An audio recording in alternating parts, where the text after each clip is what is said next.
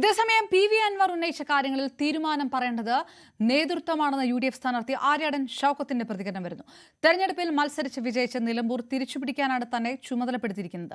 അൻവറിനും യു.ഡി.എഫിനും യോജിച്ചു പോകാവുന്നതിൽ പ്രശ്നമുണ്ടാകുമെന്ന് തോന്നുന്നില്ലെന്നാണ് ആര്യാടൻ ഷൗക്കത്ത് പറഞ്ഞത്. പി.വി. അൻവറിനും യു.ഡി.എഫിനും യോജിച്ചു പോകാവുന്നതിൽ ഒരു പ്രശ്നം ഉണ്ടാവുമെന്ന് എനിക്ക് തോന്നുന്നില്ല. അപ്പോൾ സ്വാഭാവികമായിട്ടും അവിടെ ഒരു അത്തരം കാര്യങ്ങളൊരു കോൺഫ്ലിക്റ്റ് വരേണ്ട ആവശ്യമുണ്ടെന്ന് എനിക്ക് തോന്നിയിട്ടില്ല. എന്തൊക്കെയായാലും അതൊക്കെ ആധികാരികമായി അത്തരം കാര്യങ്ങൾ അതിന് മറുപടി പറയേണ്ടത് ഞാനല്ല, എൻ്റെ നേതൃത്വം. എല്ലാവരെയും ചേർത്ത് പിടിച്ചുകൊണ്ട് ഒരുമിച്ച് നിർത്തിക്കൊണ്ടായിരിക്കും മുന്നോട്ട് പോകുക. പൂർണ്ണമായും പ്രതീക്ഷയാണ് നമ്മളെ സംബന്ധിച്ചിടത്തോളം ഉള്ളത്. അതുകൊണ്ടാണ് ഞങ്ങളുടെ പ്രവർത്തനങ്ങളൊക്കെ ആരെയും കാത്തു നിൽക്കാതെ ഞങ്ങൾ മുന്നോട്ട് കൊണ്ടുപോകുന്നത്. ഇതിലിപ്പോൾ ആരെയും കാത്തു നിൽക്കേണ്ട കാര്യമില്ല. അപ്പോൾ കാത്തു നിൽക്കാതെ തന്നെ നമുക്ക് മുന്നോട്ട് കൊണ്ടുപോകാൻ കഴിയുന്നത് നമുക്ക് അത്രമാത്രം നമ്മുടെ ഗ്രൗണ്ട് ഇവിടെയുണ്ട്. നമ്മൾ കഴിഞ്ഞ കാലത്ത് നിലമ്പൂരാണ്. നിലമ്പൂരിൽ 2 ടൈമിൽ ഒരു ചെറിയ അബദ്ധങ്ങൾ സംഭവിച്ചു. അതിനി ഉണ്ടാവരുത് എന്ന് ഈ നാട്ടുകാർക്കും എല്ലാവർക്കും അവർക്ക് അതിയായ ആഗ്രഹമുണ്ട്. അപ്പോൾ സ്വാഭാവികമായിട്ടും ആ ആഗ്രഹത്തിന്റെ കൂടെ നിൽക്കുക എന്നുള്ളതാണ് നമ്മളെ സംബന്ധിച്ചിടത്തോളം. ആര്യാടൻ ഷൗക്കത്തുമായി ഒരു ചർച്ചയും നടത്തിയിട്ടില്ല എന്ന് CPM സംസ്ഥാന സെക്രട്ടറി M.V. ഗോവിന്ദൻ. അൻവറിന്റെ ആരോപണം അസംബന്ധമാണ്. 30-ന് LDF സ്ഥാനാർത്ഥിയെ പ്രഖ്യാപിക്കും. അൻവർ ഒരു തരത്തിലും LDFിനെ ബാധിക്കില്ലെന്നും M.V. ഗോവിന്ദൻ പറഞ്ഞു. ഈ പ്രതികരണങ്ങളൊക്കെ അൻവർ ഇപ്പോൾ നടത്തിയ ഈ ആഞ്ഞടിക്കലിനും ആക്രമണത്തിനും മുൻപ് നടത്തിയ പ്രതികരണങ്ങൾ കൂടിയാണ്. M.V. ഗോവിന്ദനെ ഒപ്പം ആര്യാടൻ ഷൗക്കത്തിന്റെ ശുദ്ധ അസംബന്ധം എഴുന്നേൽക്കുക. ഞാൻ അദ്ദേഹത്തെ കണ്ടിട്ടേയില്ല. ഇനി അവിടെ വയനാട് ചർച്ച നടത്തുന്നു. എന്തും പറയാൻ ഒരു മടിയില്ലാതെ കുറേ എണ്ണമുണ്ട്. അത് നിങ്ങളുടെ കൂട്ടത്തിലും സഹിക്കല്ലാണ്ട് വേറെ എന്ത് വഴി? ഇത്രയും കാലം MLA ആയിട്ട് ഞങ്ങൾ തന്നെ സ്വതന്ത്രമായിട്ട് മത്സരിപ്പിച്ച് ജയിപ്പിച്ച് അദ്ദേഹം ഇവിടെ നിന്ന് പാർട്ടി വിട്ട് ഇടതുപക്ഷ ജനാധിപത്യ മുന്നണി വിട്ട് പോകുമ്പോഴോ ഒരു പാർട്ടി മെമ്പർ പോലും അദ്ദേഹത്തോടൊപ്പം പോയിട്ടില്ല എന്നുള്ളത് നിലമ്പൂരിൻ്റെ പ്രത്യേകതയാണ്. അതുകൊണ്ട് ഞങ്ങൾക്ക് അൻവർ ഒരു പ്രധാനപ്പെട്ട പ്രശ്നമായിട്ട് ഞങ്ങൾ എടുക്കുന്നില്ല. വീണ്ടും MS അനീഷ് കുമാറിലേക്ക്. അനീഷ്, അൻവർ ലക്ഷ്യമിട്ടത് എല്ലാ കാലത്തും നിലമ്പൂരിലെ സ്ഥാനാർത്ഥിത്വം തന്നെയാണ് എന്ന് തന്നെ കൂട്ടിച്ചേർത്ത് വായിക്കേണ്ടേ? സ്വാഭാവികമായിട്ടും തന്നെ UDF സ്ഥാനാർത്ഥിയാക്കും, അല്ലെങ്കിൽ ആ തരത്തിലൊരു നീക്കുപോക്കുണ്ടാകും. ഇത് രണ്ടും ഉണ്ടായില്ല. ഈ സമ്മർദ്ദത്തിനൊന്നും UDF വഴങ്ങിയില്ല. ഈ ആഞ്ഞടിക്കൽ നടത്തുക, KC വേണുഗോപാൽ എന്നൊരൊറ്റ പേര് പറഞ്ഞുകൊണ്ട് ഹൈക്കമാൻഡ് ഇടപെടണം ഈ വിഷയത്തിനകത്ത് എന്ന് ഒരിക്കലും പ്രാക്ടിക്കൽ അല്ലാത്ത ഒരു നിർദ്ദേശമൊക്കെ മാധ്യമങ്ങൾക്ക് മുന്നിൽ വെച്ചുകൊണ്ട് ഇനി തൻ്റെ ഒരു സ്ഥാനാർത്ഥിത്വം പ്രഖ്യാപിക്കൽ എന്നൊരു നാടകീയമായ ചടങ്ങിലേക്കായിരിക്കുമോ അൻവർ കടക്കുക?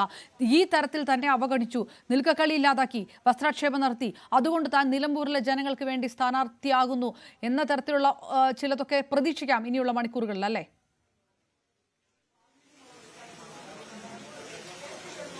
തീർച്ചയായും ഈ PV അൻവർ ആയതുകൊണ്ട് നമുക്ക് ഒരു സാധ്യതകളും തള്ളിക്കളയാൻ കഴിയില്ല എന്നതാണ് വസ്തുത. നമ്മൾ ഒരു തവണ PV അൻവറുമായി സംസാരിച്ച് അദ്ദേഹം ഒരു കാര്യം പറഞ്ഞാൽ ചിലപ്പം മണിക്കൂറുകൾക്കുള്ളിൽ മറ്റൊരു തീരുമാനത്തിലേക്ക് അദ്ദേഹം എത്തുന്ന സാഹചര്യം. അതായത് 2 ദിവസം മുമ്പ് വരെ UDFിനെതിരെ വളരെ മാന്യമായി സംസാരിച്ചുകൊണ്ടിരുന്ന VD സതീശനെതിരെ വളരെ കൃത്യമായ രീതിയിൽ സംസാരിച്ചുകൊണ്ടിരുന്ന അൻവറാണ് ഇന്ന് VD സതീശനെ രൂക്ഷമായി കടന്നാക്രമിച്ചുകൊണ്ട് UDF തന്നെ നഗ്നരാക്കി വഴിയിൽ നിർത്തിയിരിക്കുന്നു. തനിക്കെതിരെ ചെളിവാരി എറിഞ്ഞിരിക്കുന്നു. ദയാവധത്തിനായി തന്നെ വിട്ടു നൽകിയിരിക്കുന്നു. കത്രിക പൂട്ടിട്ട് തന്നെ മുറുക്കിയിരിക്കുന്നു. അതായത് ഒരു വശത്തെ പൂട്ടിന്റെ ഭാഗം പിണറായി വിജയനുള്ളപ്പോൾ മറുവശത്ത് UDF നേതാക്കൾ എന്ന് തന്നെ അദ്ദേഹം പറയുന്നു. അങ്ങനെ വളരെ രൂക്ഷമായ രീതിയിൽ അദ്ദേഹം കടന്നാക്രമിച്ചാണ് ഇന്ന് രംഗത്ത്. പക്ഷേ അങ്ങനെ പറയുമ്പോഴും നമുക്കറിയാം UDF അല്ലാതെ വളരെ പെട്ടെന്ന് മറ്റൊരു പോംവഴി അദ്ദേഹത്തിന്റെ മുന്നിൽ ഇപ്പോൾ ഇല്ല.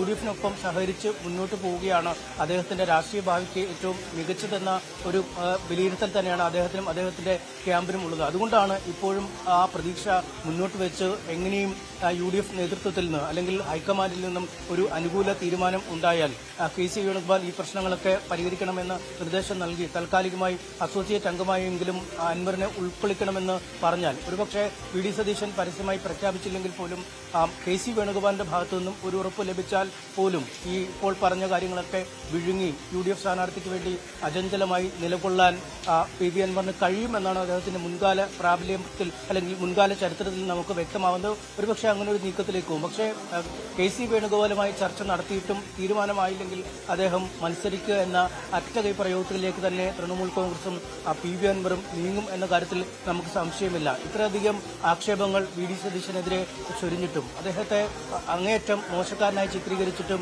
വീണ്ടും അദ്ദേഹത്തെ കൊണ്ട് തന്നെ ഇത്തരമൊരു തീരുമാനം പ്രഖ്യാപിക്കുക എന്നത് നമുക്ക് ഒരിക്കലും കരുതാൻ കഴിയുന്നില്ല. ഇന്നലെയൊക്കെ ഈ വി ടി ബലറാമിനെ പോലുള്ള നേതാക്കൾ പോലും പറഞ്ഞത് വരുന്നെങ്കിൽ വരട്ടെ, അയാളുടെ പുറകെ കാലുപിടിച്ച് പോകേണ്ടതില്ല, നിലമ്പൂരിൽ ജയം UDF തന്നെ ആയിരിക്കും എന്നതാണ്. എന്തായാലും പുതിയ നേതൃത്വം ഇത്തരത്തിൽ കാലുപിടിച്ച് അൻവറിനെ ഒപ്പം കൂട്ടേണ്ടതില്ല എന്നൊരു നിലപാടിലേക്ക് എത്തിയിരിക്കുന്നു എന്നാണ് നമുക്ക് മനസ്സിലാക്കേണ്ടത്. കേവലം VD സതീശൻ അത് പുറത്ത് പറഞ്ഞാലും സണ്ണി ജോസഫ് അടക്കമുള്ള KPCC പ്രസിഡന്റ് അടക്കമുള്ളവരുടെ ഒറ്റക്കെട്ടായ തീരുമാനം, ഷാഫി പറമ്പിലും ബലറാമൊക്കെ അടക്കമുള്ള ആളുകളുടെ ഒരു ഒറ്റക്കെട്ടായ തീരുമാനം ഇതിന് പിന്നിലുണ്ട് എന്ന് നമുക്ക് വേണം കരുതാൻ. ഇത്രയധികം കുറ്റപ്പെടുത്തൽ UDF നേരെ നടത്തിയിട്ടും ഇനി എങ്ങനെ UDF നേതാക്കൾ ഇക്കാര്യം പ്രഖ്യാപിച്ച് ഈ തെരഞ്ഞെടുപ്പിൽ അൻവറിനെ ഒപ്പം കൂട്ടുമെന്നതാണ് ഇനി കാത്തിരുന്ന് കാണേണ്ടത്. എന്തായാലും താൻ മത്സരിച്ചാൽ മമതാ ബാനർജി നിലമ്പൂരിൽ പ്രചാരണത്തിനായെത്തും, 10 മന്ത്രിമാരെ വിട്ടുതരാം എന്ന് ഇതിനകം തന്നെ തൃണമൂൽ കോൺഗ്രസ് പറഞ്ഞിരിക്കുന്നു. ഓരോ മണിക്കൂറും തൃണമൂൽ നേതാക്കൾ തന്നെ ബന്ധപ്പെടുന്നു. കേരളത്തിലെ അവസ്ഥ എന്താണ് എന്ന് ചോദിക്കുന്നു. ഇത്തരം ആളുകളുടെ കാല് പിടിച്ചിനി മുന്നോട്ട് പോകേണ്ടതില്ല, മത്സരിക്കൂ അൻവർ എന്ന നിർദ്ദേശം കേന്ദ്രത്തിൽ നിന്നും നൽകിയിരിക്കുന്നു. അതുകൊണ്ട് മത്സര രംഗത്തേക്ക് ഇറങ്ങാൻ തനിക്ക് യാതൊരു മടിയുമില്ല എന്ന് അദ്ദേഹം വ്യക്തമാക്കുന്നു. നേരത്തെ തിരുവമ്പാടി പോലുള്ള ചില സീറ്റുകൾ നൽകി ഒത്തുതീർപ്പ് നടത്താം എന്ന ചില ഫോർമുലകളൊക്കെ ഉരുത്തിരിഞ്ഞതായി വിവരങ്ങൾ പുറത്തു വന്നിരുന്നു. പക്ഷേ ഒരു സിറ്റിംഗ് സീറ്റ് നഷ്ടപ്പെടുത്തി നിൽക്കുന്ന തനിക്ക് എന്തിന് തോൽക്കുന്ന സീറ്റ് വേണം എന്നതടക്കമുള്ള കാര്യങ്ങളും അദ്ദേഹം മുന്നോട്ട് വയ്ക്കുന്നുണ്ട്. എന്തായാലും വരുന്ന മണിക്കൂറുകളിലെ നടപടിക്രമങ്ങൾ അല്ലെങ്കിൽ കൂടിക്കാഴ്ചകളൊക്കെ അതോടൊപ്പം തന്നെ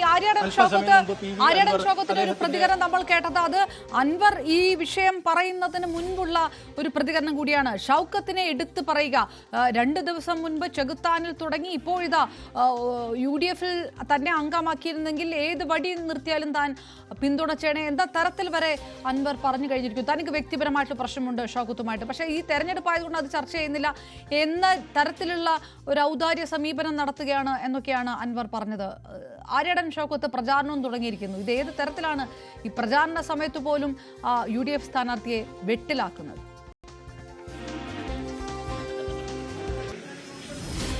തീർച്ചയായും ആര്യാടൻ ഷൗക്കത്തുമായി വ്യക്തിപരമായ ഒരുപാട് ഭിന്നതകൾ തനിക്കുണ്ട് എന്ന് PV അൻവർ തുറന്നു പറയുന്നു. പക്ഷെ ഒരു തെരഞ്ഞെടുപ്പ് ഗോതയിലേക്ക് എത്തുമ്പോൾ അല്ലെങ്കിൽ ഒരു മുന്നണിയുടെ ഭാഗമായി താൻ വരുമ്പോൾ ആ മുന്നണി സ്ഥാനാർത്ഥിയെ പിന്തുണയ്ക്കുന്ന ഒരൊറ്റ നിലപാടിലേക്ക് താൻ എത്തും. മറിച്ചുള്ള അഭിപ്രായ ഭിന്നതകൾക്കൊന്നും യാതൊരു പ്രസക്തിയും ഈ തെരഞ്ഞെടുപ്പുമായി ബന്ധപ്പെട്ട് ഉണ്ടാവുന്നില്ല. UDF സ്ഥാനാർത്ഥിയെ പ്രഖ്യാപിച്ച ശേഷം ഇതുമായി ബന്ധപ്പെട്ട് മാധ്യമപ്രവർത്തകർ അഭിപ്രായം ആരാഞ്ഞപ്പോഴാണ് തൃണമൂലിന്റെ ഒരു കൺവീനർ എന്ന രീതിയിലാണ് താൻ അഭിപ്രായം പറഞ്ഞത്. ഒരുപക്ഷെ തന്നെ മുന്നണിയിലെടുത്ത ശേഷമാണ് മാധ്യമങ്ങൾ ഈ അഭിപ്രായം ചോദിച്ചതെങ്കിൽ താൻ ഒരു മുന്നണി നേതാവ് എന്ന രീതിയിൽ അല്ലെങ്കിൽ മുന്നണിയിലെ ഘടകകക്ഷി എന്ന രീതിയിൽ പ്രതികരണം പറഞ്ഞതിനെ ഇപ്പോഴും ഒരുപാട് അഭിപ്രായ ഭിന്നതകൾ ആര്യാടൻ ഷൗക്കത്തുമായി നിലനിൽക്കുന്നു. പക്ഷേ അതൊന്നും ഒരു തെരഞ്ഞെടുപ്പ് പോരാട്ടത്തിൽ ഒന്നിച്ചിറങ്ങുമ്പോൾ മറക്കാൻ പറ്റാത്തതല്ല എന്നും അദ്ദേഹം പറയുന്നു. കഴിഞ്ഞ ദിവസം തന്നെ ഒരു കല്യാണ വീട്ടിൽ ഒന്നിച്ചു കണ്ടപ്പോൾ അടുത്തടുത്തിരുന്നാണ് തങ്ങൾ ഭക്ഷണം കഴിച്ചത്. അത്രയധികം ഭിന്നതകൾ ഉണ്ട് എങ്കിൽ തങ്ങൾക്ക് ഒന്നിച്ചിരുന്ന് ഭക്ഷണം കഴിക്കേണ്ടതില്ലായിരുന്നില്ല. ഞാൻ തിരികെ എത്താം ഇപ്പോൾ